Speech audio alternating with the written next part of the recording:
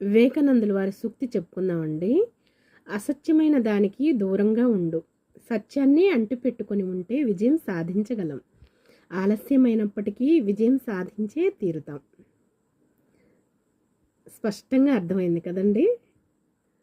అసత్యమైన దానికి దూరంగా ఉండు, ఏదైనా సరే సత్యమే పలకాలి అని చెప్పేసి చెప్తున్నారు. సత్యాన్ని అంటిపెట్టుకొని ఉంటే విజయం సాధించగలం. ఆలస్యమైనప్పటికీ విజయం సాధించే తీరుతాం. నిదానమే ప్రధానం అంటారు కదండి. ఓర్పుకు మించింది గొప్పతనం లేదు కదా. పాండవులంతటి వాళ్లే అజ్ఞాతవాసం చేశారు ఓర్పుతోటి 1 సంవత్సరం పాటు విరాటరాజు గారి కొలువులో.